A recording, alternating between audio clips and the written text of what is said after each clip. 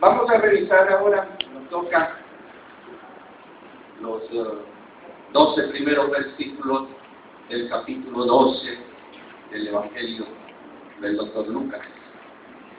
Pero hagamos previamente un repaso de lo que viene ocurriendo y venimos revisando en la iglesia los domingos, ¿no? El domingo antepasado nuestro hermano David Edson predicó sobre los daños y las amonestaciones que el Señor le hizo a los fariseos y a los escribas en la casa de ese fariseo que lo invitó para confrontarlo, lo invitó a comer. El Señor los amonestó por no vivir de acuerdo a lo que enseñaban. Habían sacado la llave de la verdad. Habían sacado a nuestro Señor Jesucristo de esa verdad y estaban enseñando algo y practicando otras cosas. La apariencia de su vida era lo que les interesaba. Nuestro Señor Jesucristo los llamó hipócritas. El fin de semana anterior, nuestro hermano David Logacho predicó sobre aquellas doctrinas falsas, pseudo-cristianas hoy en boga. La prosperidad, la actitud mental positiva, la sanidad. Doctrinas que han sacado también la verdad de la ciencia, como dice la palabra del Señor. Han sacado a Jesucristo, mostrando no solo las cosas terrenales, el éxito, la salud, el cuerpo, la belleza, los bienes. Eso es lo que nos enseñan esas doctrinas. Jesús criticó a los fariseos de la ley porque lavaban sus manos y no su corazón, porque recordaban pagar el diezmo, pero olvidaban la justicia. Amaban las alabanzas de la gente, hacían imposible las demandas de una vida religiosa con tantas normas y procedimientos. No aceptaban la verdad acerca de Jesús y sobre todo evitaban que otros creyeran en Jesús. Qué rico.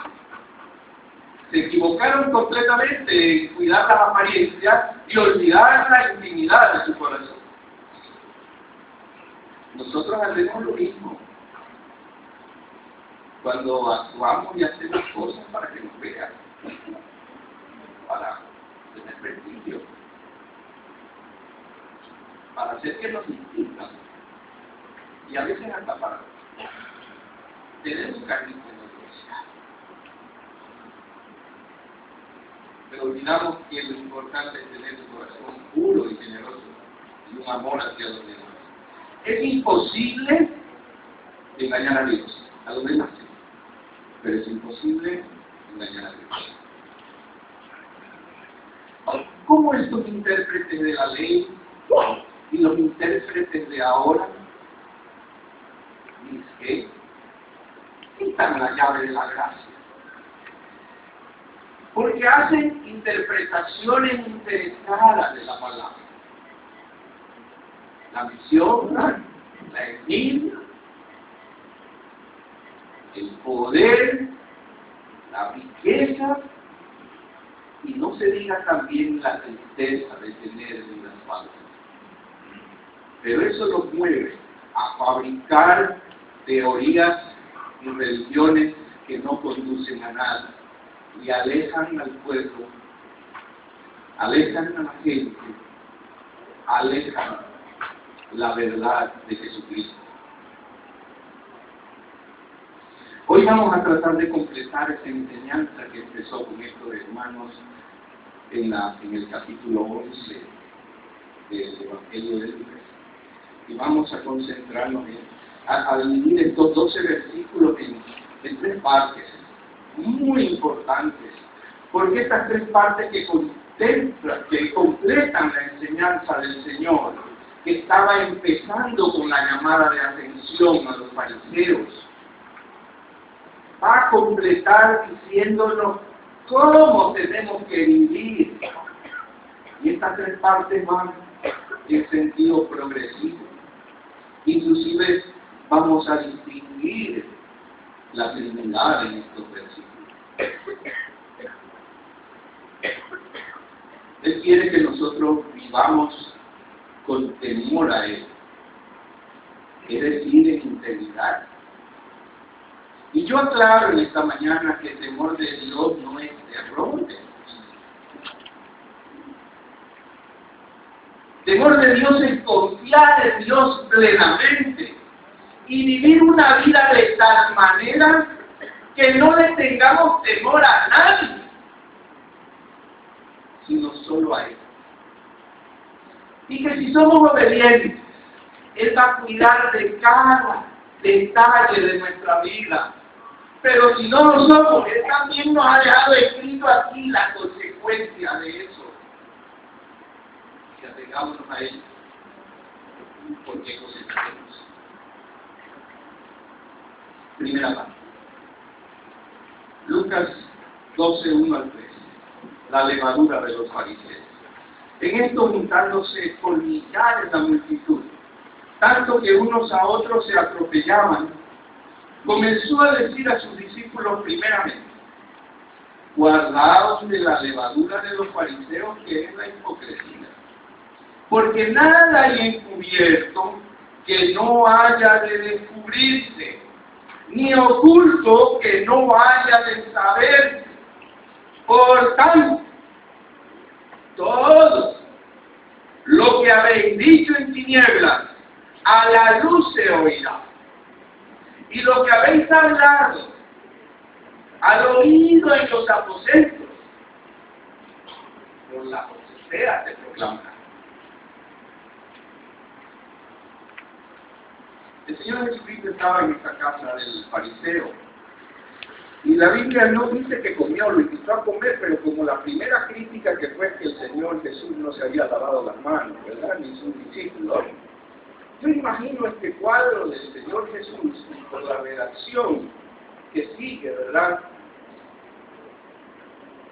Que el Señor Jesús debe haberse parado con sus discípulos y no comió.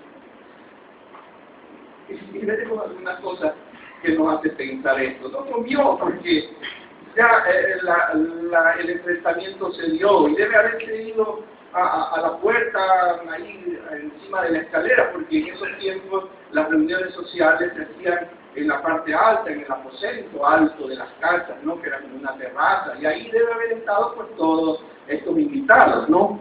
Así que me lo imagino, esto no dice la Biblia, pero yo me imagino que no comió el Señor y comenzó a predicar en la puerta, y a veces la multitud, porque deben haberlo escuchado, esa voz potente del Señor, esa voz inconfundible, que atraía a las multitudes, deben haberlo escuchado de alguna manera, que se agolpaban ahí, ¿verdad? Para escucharlo.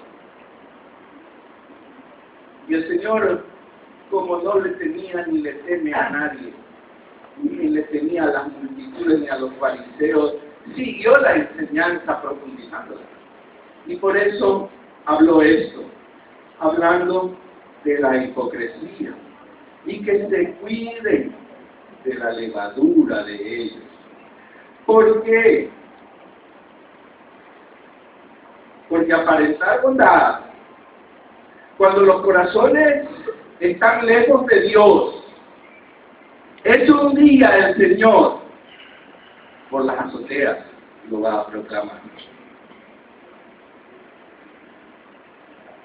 Estos fariseos en realidad eran impostores, ambiciosos, interesados, líderes religiosos sin ninguna devoción, sin ninguna relación espiritual con Dios. El Señor no podía permitirse el lujo de no aclarar lo que estaba ocurriendo, porque la religión se había armado, estos fariseos habían armado una estructura religiosa de tal manera que nadie la podía cumplir. Y eso estaba alejando al pueblo de Dios. Por eso viene nuestro Señor Jesucristo, en el momento preciso para decir basta de esa religión. Aquí estoy yo, a aclararles cómo es la cosa.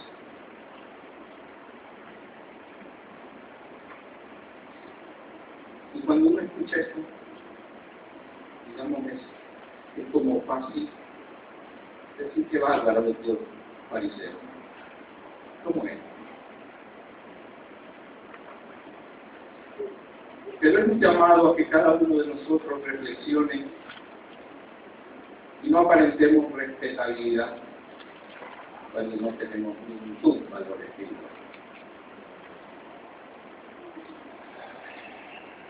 Jesús comparó la levadura, que los judíos la consideraban impura. La levadura para los judíos era una cosa impura. Por eso ellos en las fiestas solemnes ellos comían el pan sin levadura.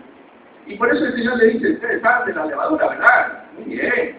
La levadura es la hipocresía, y cuídense de eso, porque la levadura, pues, fermenta, infla y amarga. Eso hace en el pan sabroso que comemos nosotros, ¿verdad? El pan inflado, no, mientras más sube el precio de la harina, pues más harina. Pero eso era lo que se consideraba. Y ese es el efecto físico. La levadura fermenta, eso significa que le da un amargo a la harina y infla. Y contamina todita la masa. Y por eso él usó esto. Pero decía, cuídense. Porque todo eso que están haciendo, y si ustedes aceptan esas enseñanzas de vivir en la apariencia, yo un día lo voy a revelar por las calles, a plena luz del día, por las azoteas. Eso se va a proclamar, ¿no? O sea, las ondas se esparcen mejor alto, ¿no? Sin obstáculos. Entonces, si usted grita de la azotea, se oye mucho más lejos que si grita en su casa, ¿no? ¿Sí? La luz de Dios solo puede brillar a través de la vida de sus discípulos sinceros. La luz del Señor, la luz de Dios brilla por sí sola, pero cuando el Señor prende la luz en nuestra vida, esa luz tenemos que dejarla que encienda todo nuestro interior, de tal manera que no haya el menor resquicio de tinieblas, que todo sea iluminado por la luz del Señor. Y nosotros si entregamos todo para que el Señor lo ilumine, todo nuestro interior, tengan la plena seguridad que la luz del Señor va a brillar en cada uno de nosotros. Porque el Señor no enciende la luz para esconderla debajo de una cómoda, como dice la palabra, ¿verdad? Debajo del celimín. No. El Señor si enciende una luz, la pone para que alumbre. Y nosotros estamos llamados a ser luz de la tierra.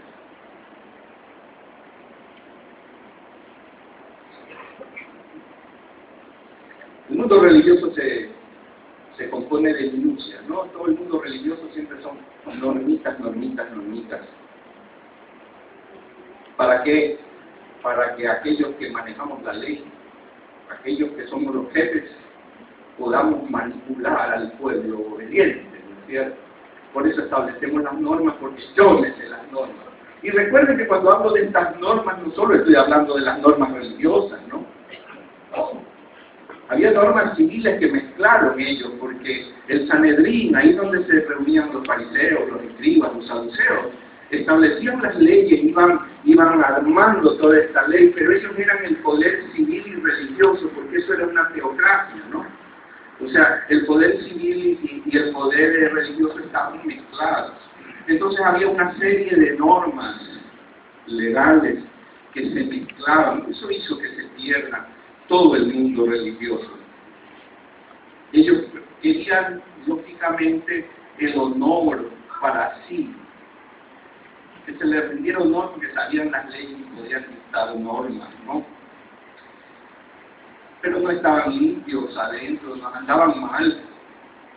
Por eso, la carga para la gente era más y más dura. Porque eran cosas que no entendían ni sabían. No las podían entender porque ya estaban fuera del Antiguo Testamento, ¿cierto? Fuera del Pentateuco. Es malo rechazar la verdad como ellos lo hacían. Y perderse para siempre, porque si uno transforma la verdad de Cristo, pues la transforma y se pierde para siempre. Pero muy grave es, muchísimo más grave es, tener la responsabilidad de enseñar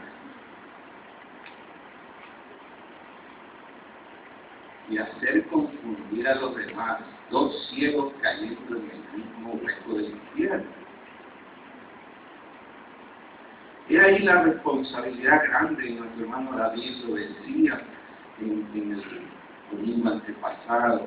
¿Qué cuidado tenemos que tener cuando nos ponemos aquí al frente? Porque son grandes los privilegios que el Señor da. Pero son grandes las tentaciones y grandes las responsabilidades que adquiere aquel que enseña, como dice la carta de Santiago. Es gravísimo. Y el Señor se refería no solo a los líderes religiosos aquí, sino a los líderes civiles también, porque les digo que es una teocracia. Y hay de los líderes egoístas y groseros, que estropean al pueblo, creyéndose que tienen la verdad, y un día serán juzgados por falso por el Señor. Es terrible la responsabilidad de estar al frente de una multitud, al frente de un pueblo, al frente de una iglesia, sin temor de Dios. El castigo será muy grande, porque Dios va a desenmascarar la hipocresía. Por eso la enfrenta tan duro. En el Antiguo Testamento esta palabra está mencionada solo 4 veces. 2 en los Salmos, 1 en los Proverbios y 1 en Isaías. Solo ahí se menciona la palabra hipócrita. En el Nuevo Testamento, Pablo en su carta trata la hipocresía, pero a nadie llama hipócrita.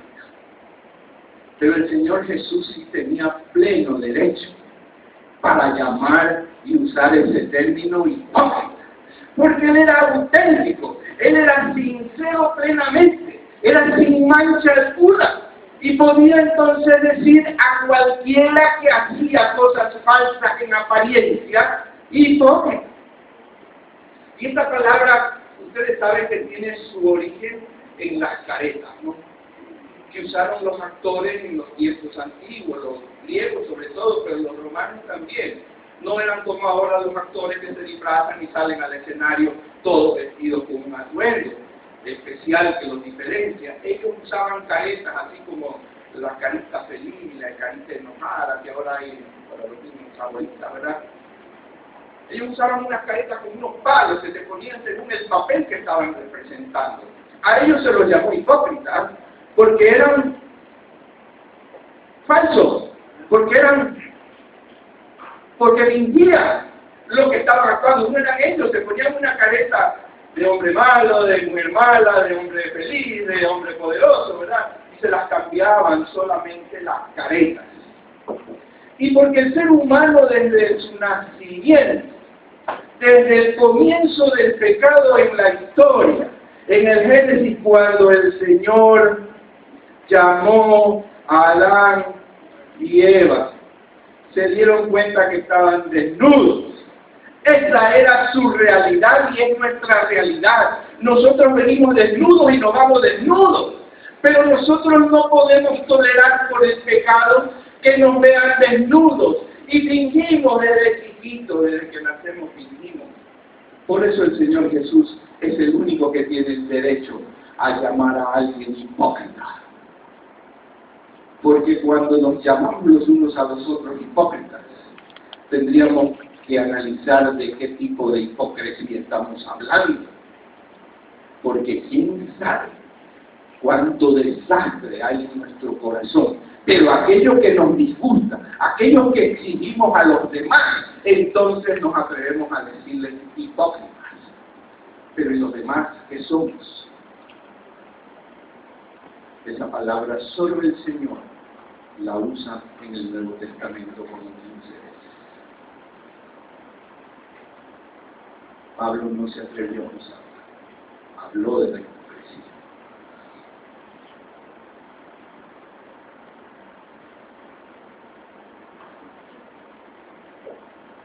Era peligroso que esta enseñanza, y es peligroso que nosotros no nos cuidemos de mirar arriba, a lo alto, al Señor, y saber que lo tenemos a Él observando cada detalle en nuestra vida. Por eso el Señor le dijo a las multitudes y a los discípulos primero: cuídense de eso, porque si van a vivir apariencias, ¿dónde? Por las azoteas lo voy a decir. Cuando esto revisaba, vinieron a mi mente tantos y tantos casos que ustedes pueden conocer, ¿verdad? De esa difusión de las noticias, de lo oscuro de nuestras actuaciones, por los periódicos, por la televisión, por la radio. Vinieron muchas. He conocido a mucha gente en las diversas situaciones. Y ustedes quisieran que revisen todo el espectro social, no solo al mundo religioso, porque esta verdad que estaba siendo predicada a las multitudes no era solo para los líderes religiosos. Si bien así empezó y estaba enfocando, el Señor dice: cuídense de esa enseñanza, porque si ustedes se contaminan de eso, igual le va a caer la purificación, ¿verdad? Y para los no creyentes también. Vinieron a mi mente dos casos de dos predicadores famosos en la televisión. Uno de ellos, cuando yo recién daba pasos en el camino del Señor, era un éxito en la televisión. Serán como más de 25 años o algo así. Y ese ministerio cayó porque cayó, cataplum, y desapareció. Y alguien por ahí, hace poco me dijeron que ese predicador se había vuelto loco, no lo sé. No voy a dar el nombre para no equivocarme, pero ustedes a lo mejor recuerdan y recuerdan a mucho. Y me acuerdo de otro hace muy poco tiempo que también era un éxito en la televisión y estaba iniciando un nuevo programa y cataplum, se cayó su ministerio.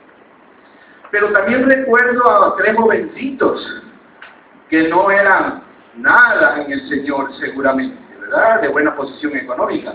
Y salió eso en los periódicos cuando se descubrió exactamente. Las fotos de ellos, se habló de la familia y se investigó todo. 3 jovencitos que robaban por las noches en la ciudadela, en las casas de sus amigos. Entraban furtivamente con permiso de sus amigos y robaban en otras casas. Y fue famoso ese país. Y se publicó de todo. Eran 2 hermanos, una pareja de hermanos y una amiga. Los 2 hermanos eran modelos de pasarela. Eran hermosos parejas. Robaban, se descubrió que su padre tenía problemas legales por tierras. Las 2 chicas habían sido amantes, tenían relaciones homosexuales. Todo se publicó, hermanos. No eran creyentes.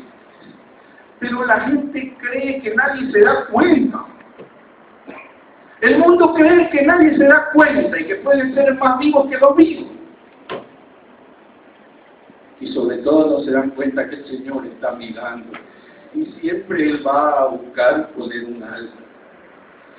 Y si Él está llamando a alguien, tenga la plena seguridad que le va a dar un golpe de tal manera que lo va a estremecer para clamar al Señor por perdón. No va a pasar sin más. Porque el Señor, como buen padre, castiga, corrige a los que ama. Y todos estos llamados de atención son para corregir nuestra actuación. Es que nadie puede mantener sus pecados ocultos y peor la fornicación, que nadie se engañe.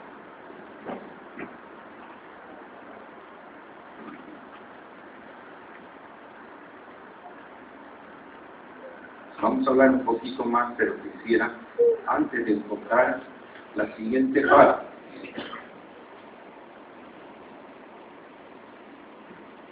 ponerle unas aclaraciones bíblicas a todo lo que estoy diciendo.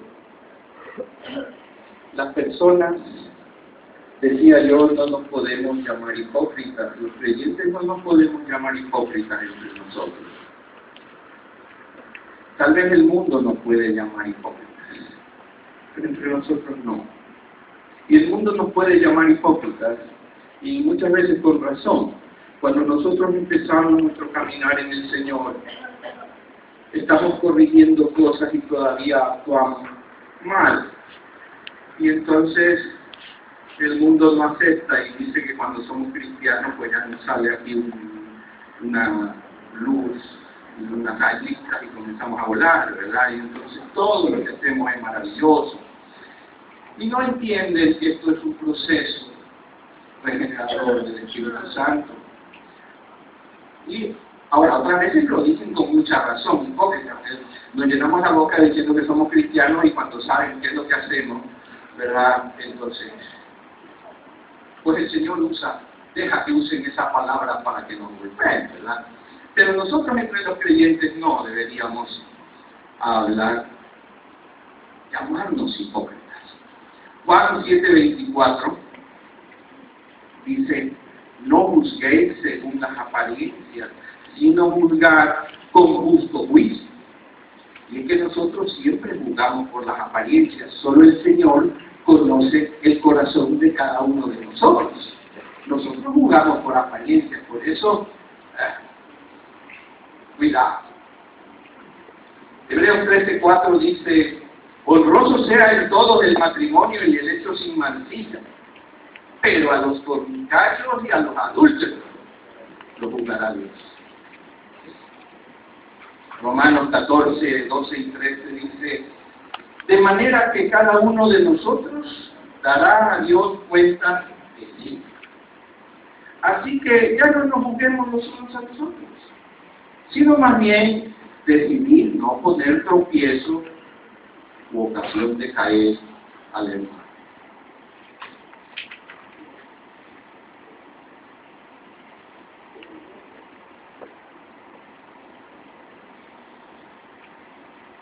Pero para esta actitud de los no creyentes, 1 Corintios 2, de 14 al 15 dice, pero el hombre natural no percibe las cosas que son del Espíritu de Dios, porque para él son locura, y no las puede entender, porque se han de discernir espiritualmente. En cambio, el espiritual juzga todas las cosas, pero él no es juzgado por nadie. Esto nos aclara un poco por qué el mundo que no entiende lo que está ocurriendo en nuestras vidas, cuando estamos caminando en el Señor, está ocurriendo. ¿Por qué? Porque para ellos son locura. Y entonces sí pueden atreverse a llamarnos hipócritas. Porque ellos a lo mejor son tan cínicos, en cambio, que hacen lo que les da la gana, la intipaciencia de todo el mundo, ¿verdad? Es la contraparte, no son hipócritas, sino cínicos. Pero no nos engañemos por esto de que no debemos juzgar, ¿no? De que nosotros en la iglesia podemos aparentar y no ser. El apóstol Pablo pone unos versículos en la primera carta a los Corintios también muy fuertes respecto de esto. ¿Por qué? Porque cuando el pecado comienza a difundirse y a socializar, como dicen ahora, el concepto, el mundo comienza a conocer qué es lo que está pasando en la vida de nosotros, entonces la iglesia no puede ser indiferente a eso. Los hermanos no podemos ser indiferentes a eso. Así que no nos engañemos, porque tenemos un énfasis que le voy a hacer. Al final, la fornicación y el adulterio es terriblemente contaminante. Ya lo voy a decir porque el Señor nos lo advierte. 1 Corintios 5:11. Más bien os escribí que no os juntéis con ninguno que llamándose hermano puede fornicar o amar o idólatra o maldiciente o borracho o ladrón. Con el tal ni aún comáis. Y termina en el versículo 13 todo esa parte de la Biblia, diciendo en el 13b, quitad pues a ese perverso de entre vosotros. Terrible, ¿verdad? ¿Qué cuidado que tenemos que tener? Porque ese pecado oculto es como la levadura, fermenta, amarga, trae el corazón de aquellos que tocan.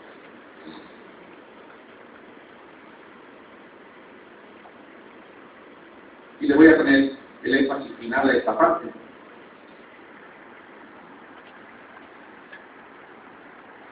Enfatizando ese pecado. De las 7 iglesias a las que se dirigen las cartas del Apocalipsis, en 2 se amonesta, se llama la atención, se pone una alerta sobre la fornicación. La de Pérgamo y la de Tiatira. En la de Pérgamo dice, en el versículo 2:14, que se enseñaba a cometer fornicación. Y quiero aclarar aquí que eso no significa que desde el público se enseñe a fornicar, ¿no es cierto? Pero ya hay iglesias, hemos visto, donde se aceptan muchas prácticas en la Biblia escrita, ¿verdad? No se trata de que el púlpito solamente es eso, sino que entre nosotros enseñemos eso. Ese es el peligro. Porque si viene desde el púlpito ya va a ser más visible. El peligro está en que nosotros nos enseñemos, nos toleremos y nos guiemos por esos caminos. En la de Tiatira sí hay una salvedad hermosa del Señor. Dice en Tiatira, yo te llamo la atención porque permite que Jezabel enseñe y seduzca a mis siervos a fornicar. Seduce. No solo enseñe, sino que seduzca. Pero en el 24 y 25 dice, pero a vosotros y a los demás que están en Tiatira, a cuantos no tienen esa doctrina y no han conocido las profundidades de Satanás. ¿Quiénes han conocido las profundidades de Satanás? Sino los que se envilecen en los pecados de la carne. Si alguien conoció de los pecados de la carne, sabe que pueden ser de los más viles. Y por eso el Señor dice a la iglesia de Tiatira, a esos que no han conocido las profundidades de Satanás, yo digo, no os impondré otra carga, pero lo que tenéis, retenedlo hasta que yo venga.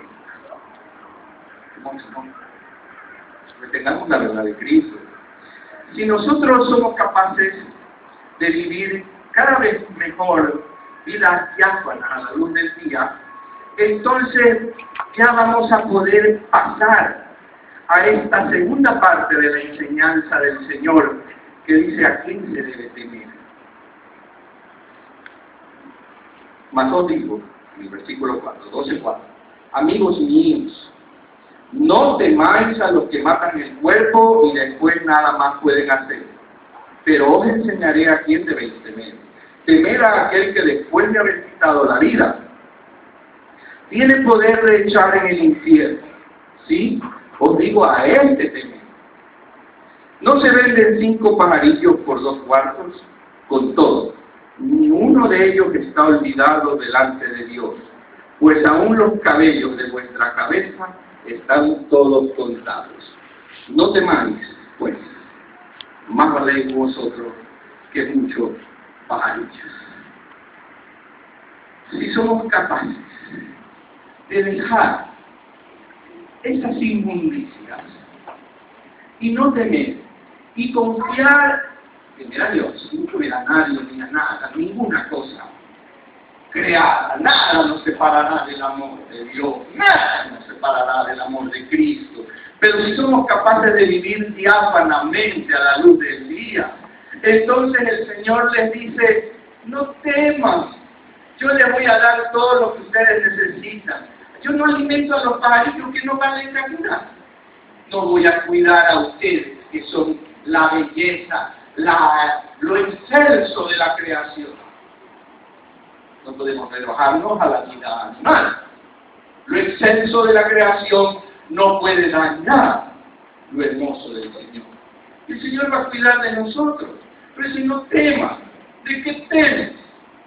Yo voy a cuidar de ti si yo cuido de los pajarillos. El Señor sabe cuántos pelitos tenemos en la cabeza. Y qué cosas tenemos dentro de la cabeza también.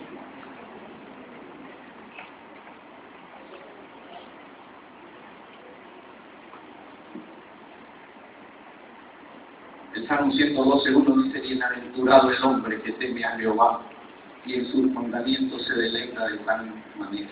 Bienaventurado el hombre que teme a Jehová. El hombre que confía en Dios y sabe que lo está mirando, que a quién está pretendiendo engañar. Él sabe que no. Y por eso es bienaventurado, dichoso, dichoso.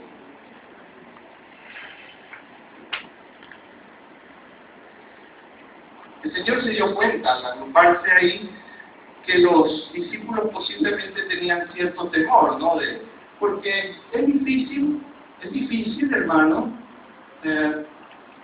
discutir, enfrentar a gente educada como los fariseos. Los discípulos estaban como temerosos y el Señor le dice a ellos primeramente, temed a la levadura de ellos. Pero ustedes me tienen a mí, le dice el Señor a los discípulos y a las multitudes. Confiar en mí. Porque el problema que podemos tener es que cuando empezamos a temerle a la gente, cuando empezamos a temer de que está fallando nuestro prestigio, entonces empezamos con compromisos para agradar a la gente y hacer y darle lo que les gusta. Y eso se llama hipocresía. Es un juego de actuación. Yo hago lo que a ustedes les agrada, alabo sus oídos, y todos felices. Y eso es lo que enseñan todas estas falsas religiones de hoy en día. Todo felicidad, concéntrese, no hay problema. Y vaya a ver cuando el Señor lo juzgue, porque Jesucristo no aparece.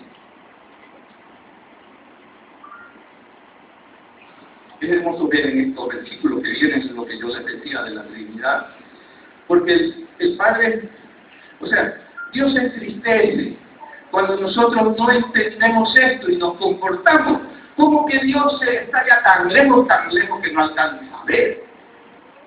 Dios se entristece. Saber, y estos versículos mencionan que el Padre que nos cuida está ahí, que Él cuida de toda su creación, Él está ahí. Habla de Jesucristo en la siguiente parte que vamos a ver, nuestro único y suficiente Salvador. Y habla del Espíritu Santo, la gracia, la regeneración, el poder de nuestra vida. Dios cuida de manera especial, especializa a cada uno de los creyentes. Eso lo vemos en toda la vida.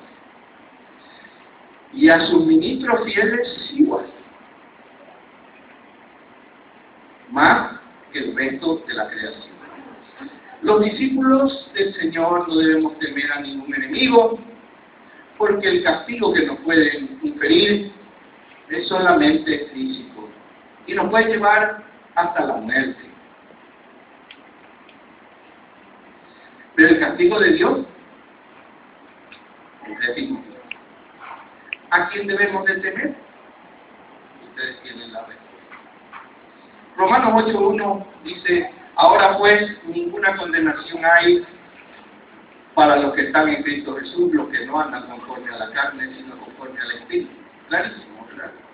Yo he hablado de cosas que están resumidas perfectamente aquí. En Romanos 6:8 dice: porque el pecado no se enseñoreará de vosotros, pues no estáis bajo la ley, sino bajo la gracia. Y es importante aclarar a propósito de esto, no es que nosotros no pequemos, pero el pecado no se va a enseñorear de nosotros. Y el Señor dice que los pecados que están ocultos son recurrentes, por eso Él, para parar esa ola, tiene que denunciarlo. No es que el Señor va a denunciar cada pecado de nosotros si nosotros nos arrepentimos. Al fondo del mar, dice Miqueas, vamos, esos pecados, allá donde nadie los ve.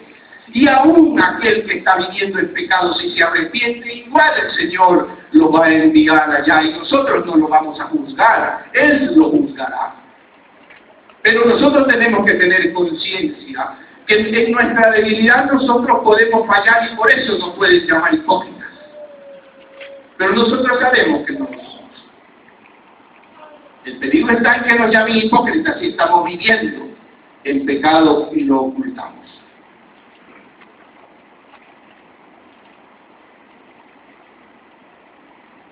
Y Pedro, en la primera, en el 3:13, dice: ¿y quién es aquel que os podrá hacer daño si vosotros seguís el bien?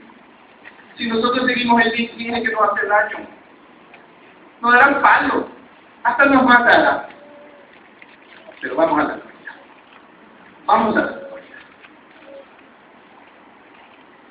Los testigos de Cristo, nosotros, los discípulos, los que nos llamamos evangélicos, o como quiera que nos queramos llamar, somos cristianos, seguidores de Cristo y de su palabra, debemos dar testimonio abiertamente y sin miedo alguno, en un medio que ahora cada vez es más hostil, sabiendo que el Espíritu Santo está obrando dentro de nosotros y alrededor nuestro. Preocuparse es inútil. No pueden preocuparse. Lo que debemos hacer es temer a Dios, que yo les decía, y confianza en Él permanente, consciente, sabiendo que Él no va a descuidar nada de nuestra vida. Y con ese temor vamos a vivir plenamente. Pero nada nos va a angustiar, y nada nos va a preocupar, si nuestras prioridades son el reino de los cielos.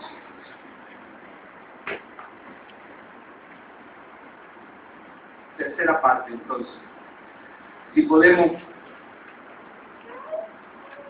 vivir diáfanamente y temiendo a Dios y a nadie más, entonces podemos llegar a una etapa mucho más hermosa de la vida cristiana.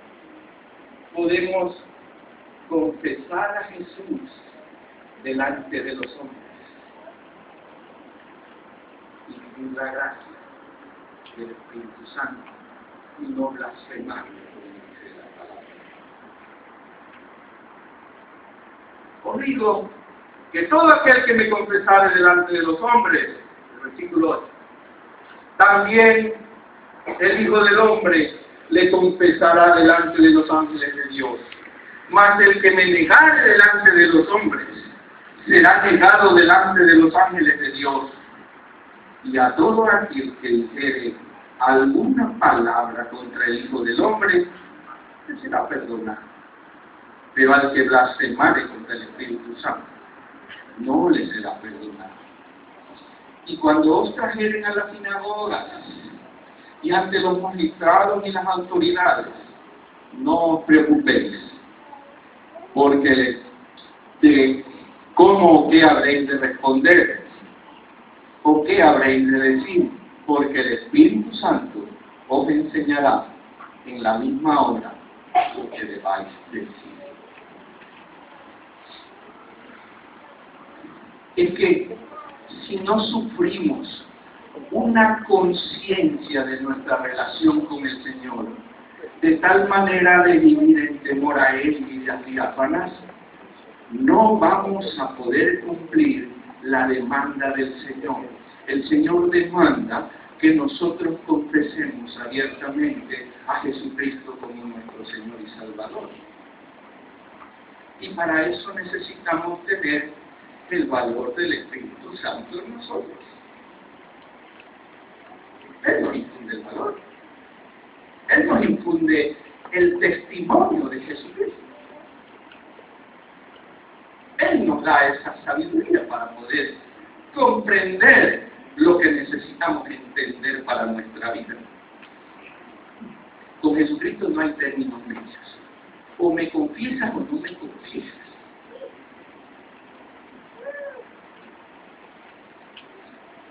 Y el problema es un problema de lealtad muchas veces, ¿no? Porque en los grupos íntimos, la lealtad a nuestro Señor y nuestra confesión pública puede afectar. Y yo les pregunto, si su testimonio, si su confesión de Jesucristo no ha causado problemas en su familia. Pero sin embargo usted, lejos de eso, reafirma su fe en el Señor y va hacia adelante, confiando en la promesa de que su familia un día también va a ser. Pero causa conflicto. En los grupos de amigos, cuando se nos en los grupos íntimos trae problemas la confesión y nosotros no debemos tener miedo. El temor a la oposición o al ridículo no debe debilitar nuestro testimonio. Pero muchas veces preferimos la comodidad y la tranquilidad. ¿Para qué?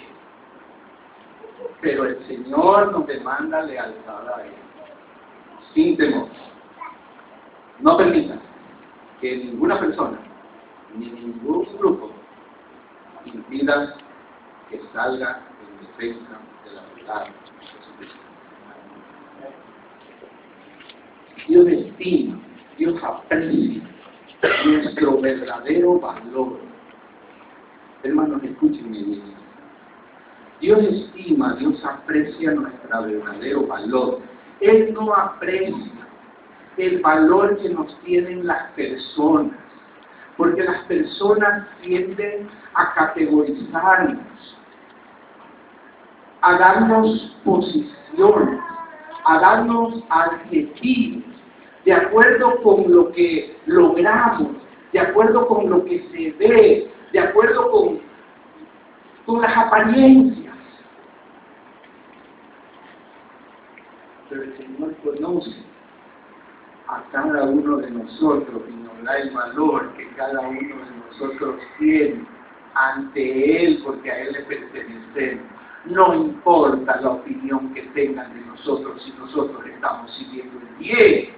No importa quién nos va a hacer daño, dice la primera carta de Pedro. ¿Quién nos va a hacer daño si nosotros hacemos el bien? Pero si no lo hacemos, el chubasco.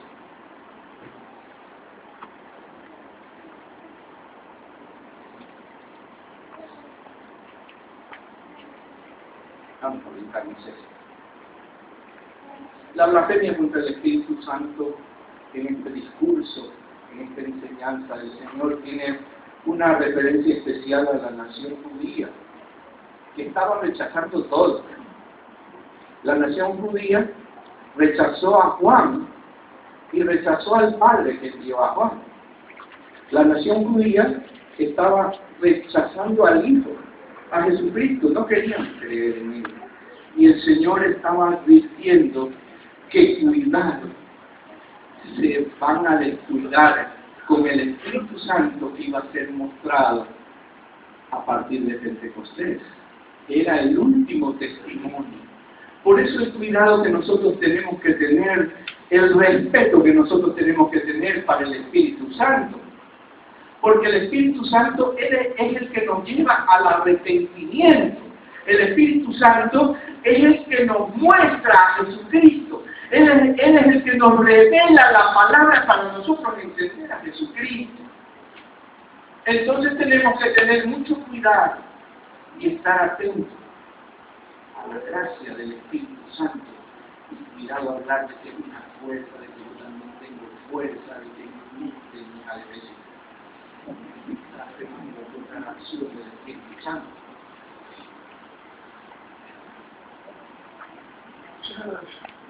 En estos tiempos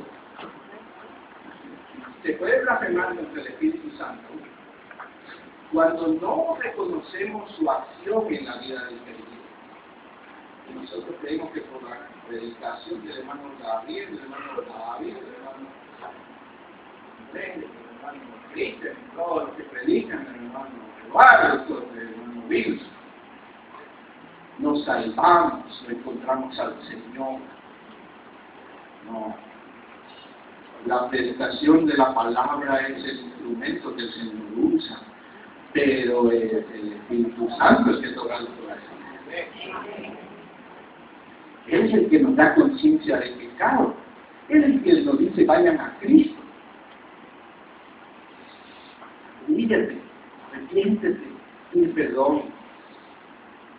Si nosotros desconocemos eso, si nosotros desconocemos toda su acción en la vida del creyente, si nosotros desconocemos la tarea de testimonio que el Espíritu Santo hace sobre Jesucristo, su insistencia para mostrarnos el pecado, si nosotros desconocemos eso, si nosotros desconocemos la influencia en la regeneración de la vida de cada uno de nosotros, es el Espíritu Santo que está permanentemente argumentando. Si nosotros acallamos y le decimos, cállate Espíritu Santo, que ahora está divertido esto que estoy haciendo, entonces está blasfemando contra ese espíritu que el Señor le regaló y lo tiene sellado y no lo va a poder olvidar porque lo tiene ahí, hermano.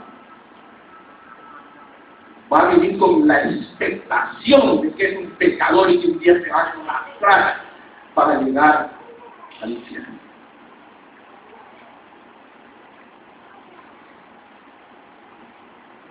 Se blasfema cuando no se aprecia el Señor, que el Espíritu Santo nos da dones, y nos da dones como Él quiere, para beneficio del cuerpo de Cristo. Cuando queremos hacer una cosa para la que no nos da dones, vamos a tener tropiezos. Y cuando no hacemos, no usamos los dones que nos da, vamos a tropezar más duro todavía. Y blasfemamos contra el Espíritu Santo cuando no dejamos que dé fruto en nosotros, para que el mundo vea que tenemos una gracia especial y algo que ellos no tienen. Tenemos que mostrar el fruto del Espíritu Santo. Pero también se blasfema cuando se dice que se tiene dones que no se tienen, y se proclama. Y se hacen campañas de sanidades y de milagros sin mencionar al Espíritu Santo, sino mencionar un gran nombre. Se hacen campañas sin predicar la palabra de Dios, esperando que se hagan milagros. Y se llama con mucha publicidad a los milagros. Y el Espíritu Santo, ¿dónde está? Y Jesucristo, ¿dónde está? Se blasfema contra el Espíritu Santo cuando se lo utiliza como espectáculo. El Señor Jesús jamás, ni sus discípulos jamás hicieron espectáculo de los dones y de la gracia que le dieron. Jamás en la Biblia leemos eso. Y cuando ese mago quiso tener los dones para poder seguir haciendo sus vanidades y su fama, Pedro lo increpó, ¿verdad? El Espíritu Santo no es para espectáculo, pero el Espíritu Santo vive en nosotros. Y el Espíritu Santo actúa en nosotros. Y no debemos perder la capacidad de asombro de lo que el Espíritu Santo puede hacer en nuestra vida, en la vida de los que nos rodean y en las circunstancias que nos rodean. Debemos seguir asombrándonos de que Dios está actuando en este momento, está actuando en esta vida, en la nuestra y en la suya, regenerando todo. La naturaleza sigue esperando que nosotros nos manifestemos en la gracia de Dios nosotros, para poder cambiar un poco. No vamos a cambiar el mundo, pero sí vamos a cambiar aquello a lo que el Señor nos cambia. Principalmente nuestra vida. El Espíritu Santo es una persona real que actúa en nosotros con poder. No dejemos de asombrarnos. Yo cada día tengo que ver cómo el Señor actúa a través de su Santo Espíritu moviendo, y ustedes tienen que verlo, hermanos. Ah, que me vino esta idea y es suya porque estaba pensando mucho, o le vino por la gracia de Dios. Ay, me llamaron para un trabajo y eso sí, porque usted muy salsa, ¿verdad? Todo lo controla el Señor y el Espíritu Santo está controlando absolutamente todo. Pero nosotros no nos damos cuenta de eso, pues no queremos darnos cuenta. Pero el Espíritu Santo sigue actuando en cada detalle de nuestra vida. Y no perdamos esa capacidad de asombro. Permítanme repetirlo. Nosotros tenemos que asombrarnos de lo que hace el Señor cada día de nuestra vida. Pero mucho.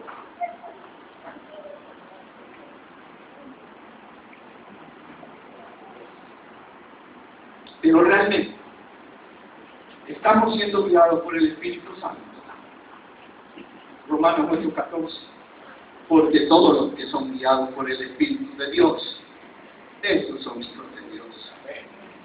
Realmente sentimos y vemos que el Espíritu Santo intercede por nosotros y los demás cuando oramos. Romanos 8:24. Y de igual manera el Espíritu nos ayuda en nuestra debilidad. Pues ¿qué hemos de pedir como conviene? No lo sabemos. Pero el Espíritu mismo intercede por nosotros con gemidos indecibles. Realmente nos hace sentir el Espíritu Santo como verdaderos hijos de Dios. Romanos 8:16. El Espíritu mismo da testimonio a nuestro espíritu de que somos hijos de Dios. Sin su intervención en nosotros, no podemos llamar en plena conciencia, no podemos proclamar en plena conciencia que Jesús es el Señor. Sin Él no lo podemos hacer. Y cuando nosotros ocultamos, apartamos al Espíritu Santo para no ver la verdad de Jesucristo, entonces buscamos ceremonias y ritos vacíos para llenar nuestra vida religiosa. Sin Cristo todo será vacío. Y ese vacío lo hace a la persona más vulnerable a los ataques de Satanás. Mientras más vacía esté la vida suya, más oportunidades de llenarla tiene Satanás.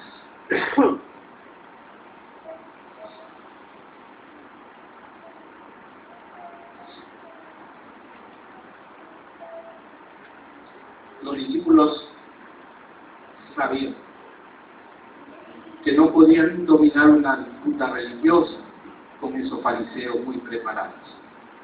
Por eso el Señor les dice en esta parte que Él no los abandonará. Y no se preocupen cuando los lleven a la sinagoga y le hagan preguntas. El Espíritu Santo en ese momento les va a dar lo que tengan que decir.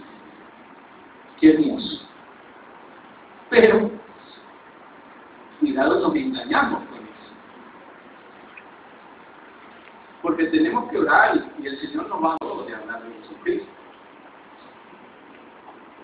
Pero no por eso vamos a estar esperando que nos haga hablar, porque Él nos va a dar las palabras que necesitamos decir. Papitos no quiere el Señor. La promesa que Él da. Y recuerden que se la está dando a los discípulos, y ya los discípulos tenían más de 3 años siendo entrenados por el mismo Jesucristo. Teoría y práctica. Entonces no eran unos impreparados. Pero le decía, el Espíritu Santo les va a recordar esas verdades. Y a nosotros, ¿qué verdades nos va a recordar si no estudiamos la palabra, hermano? ¿Cuándo nos va a recordar a nosotros? Tiene que dictárnosla. Y aparece que aquí estamos esperanzados que el Señor nos dice cada vez que tengamos que hablar de Él. No nos preocupemos. El Espíritu Santo va a actuar, pero nosotros debemos vivir mirando. Preparémonos y leemos la palabra. Y en cualquier momento que tengamos que testificar de Jesucristo, si nosotros somos siervos fieles y sinceros, Él va a poner en nosotros el recuerdo de esas palabras que nosotros aprendimos un momento y que Él utilizó para cambiar nuestros corazones. Hagamos que la vida nuestra se parezca más a la de Jesucristo. A mayores talentos, a mayores dones, mayores responsabilidades y mayores tentaciones. Pero nosotros mantengámonos fieles.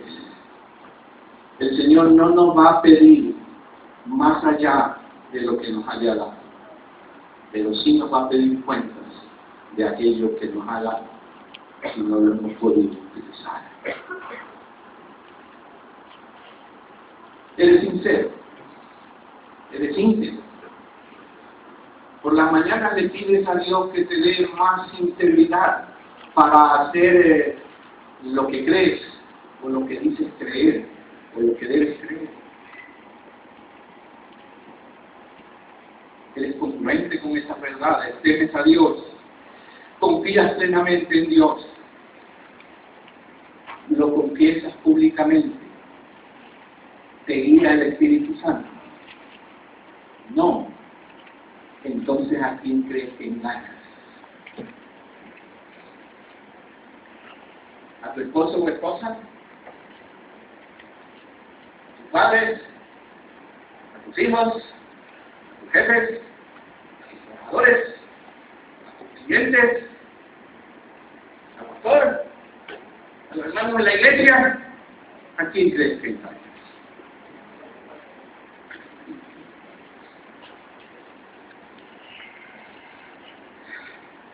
Arrepiéntete.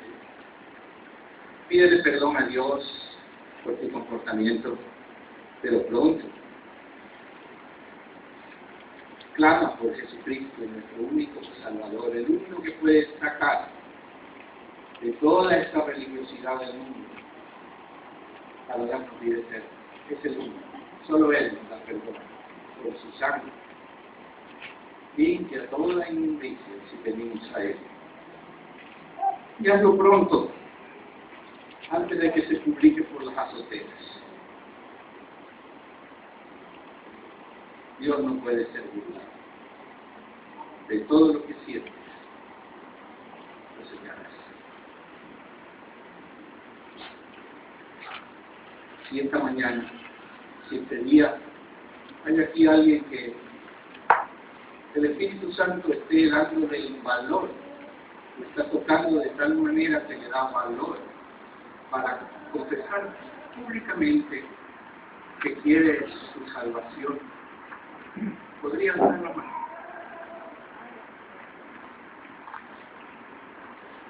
Nosotros no lo vamos a juzgar a nadie. Ya leímos que nosotros no juzgamos a nadie. Cada uno de nosotros tiene su carga. Pero lo que podemos estar un poquito mejor en el caminar, porque hay que tener cuidado también. Cuidado de que se sienta fuerte. ¿verdad? Pero estamos en la obligación de ayudar a los que están débiles en la fe. Y por eso este llamado, si alguien necesita del perdón de nuestro Señor Jesucristo, alguien. Gloria a Dios. Gloria a Dios.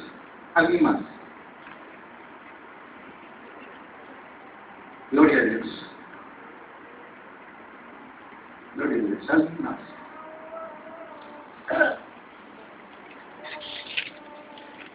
Gracias, Señor. Gloria a Dios.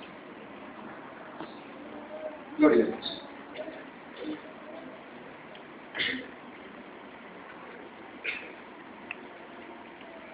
Señor, Padre bendito, Padre nuestro,